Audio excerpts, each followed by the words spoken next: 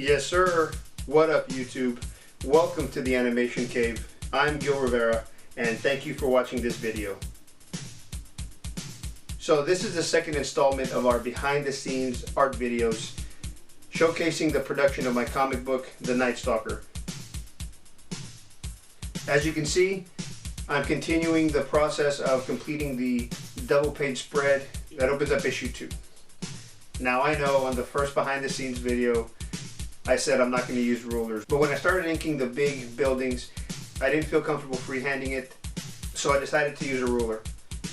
It's just for the outline, but all the details I'm going to go back in and do it by hand.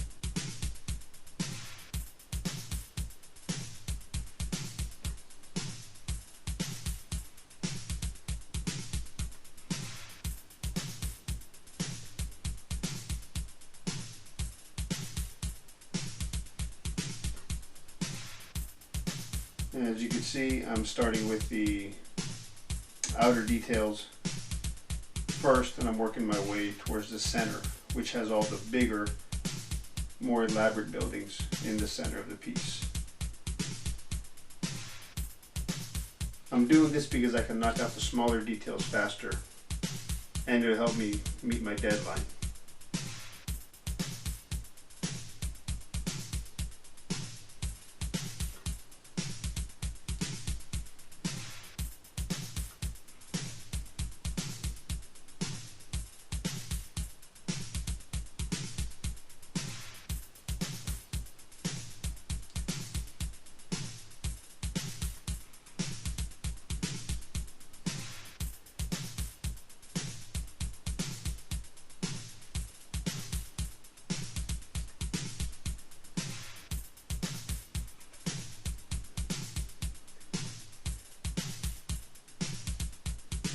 As I mentioned before, some of my favorite artists and creators were the Teenage Mutant Ninja Turtle creators, Kevin Eastman and Peter Laird. I really loved the aesthetic they had. It was a very gritty, very lived-in kind of feel, and I loved it. I just soaked it all up when I was trying to learn how to draw and just collecting those early issues of the Ninja Turtles.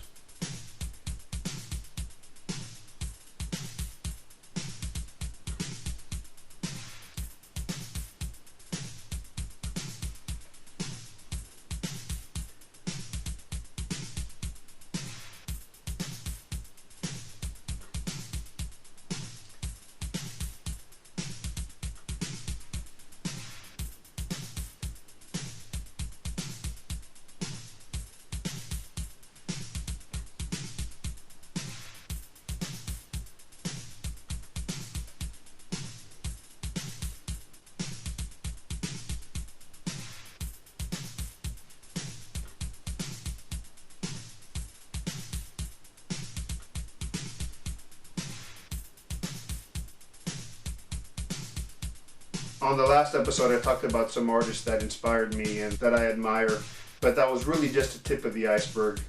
First and foremost, when I was a kid, I was in middle school, and the first guys that really caught my attention were artists like Todd McFarlane. I remember seeing his Spider-Man issues, and I was just shocked at the craftsmanship and the rendering he put into every single panel. I mean, it looked like there were about 1,000 lines in each panel. It was pretty crazy, but it was amazing. And his storytelling and his dynamic shots were just awe-inspiring. I've never seen Spider-Man look as good. That's just my opinion. Rob Liefeld was definitely an inspiration. You can see in all of my retrospective videos, I have a Youngblood poster behind me, and I have an X-Force poster behind me as well. He was definitely one of my biggest influences because I thought his art looked so cool. I mean, Deadpool, Cable, Domino, X-Force, and then when he went off and they created Image, I loved Youngblood and his whole Extreme universe. I thought it was pretty cool. Now I know he may not have been the best technical artist or anatomy-wise, but his comics definitely were exciting to look at. They were fun, they were fast-paced, a lot of action, a lot of cool visuals, and honestly, that's what inspired me to want to pick up a pencil and really start taking this serious. Jim Lee was another huge influence. His early stuff on Punisher, and then when he moved over to X-Men, it was something to look at. His comic books look more like big budget blockbuster movies.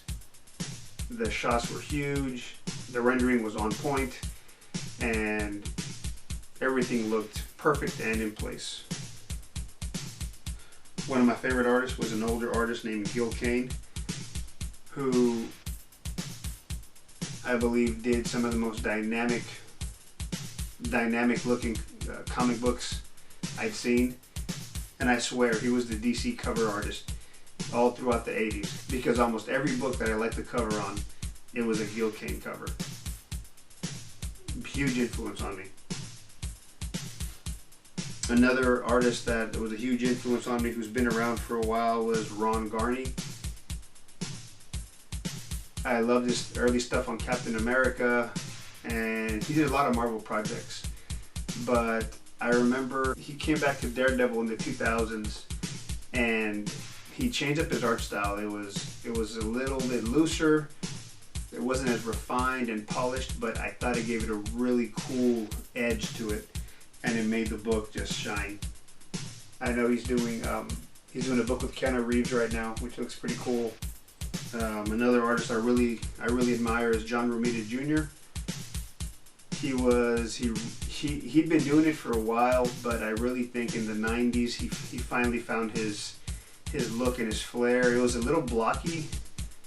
It wasn't very finesse wise, but I mean, all his characters looked humongous. They all looked like they were 7 feet tall, and they weighed 400 pounds, just stacked. These guys were just big mountains of men.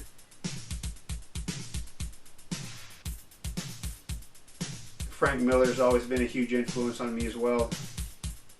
I've always liked the fact that he is always willing to experiment and just try new things with his art style and completely change it up. If you look at his stuff, if you look at his early stuff on Daredevil as compared to the stuff he started doing for Sin City, it's night and day. He really started using shadows a lot and a lot of contrast with Sin City that was just really cool. It was refreshing. It was something new. So this was our behind the scenes art video on the Nite Stalker. What did you think? Please let me know in the comments below. I read and respond to all of them. If you want to see more videos about cartoons, anime, and comic book art, be sure to hit the subscribe button down below. Also, please hit the thumbs up button too. It really helps. So the next video is going to be a retrospective of one of my all-time favorite anime, and it's actually the very first anime I ever saw.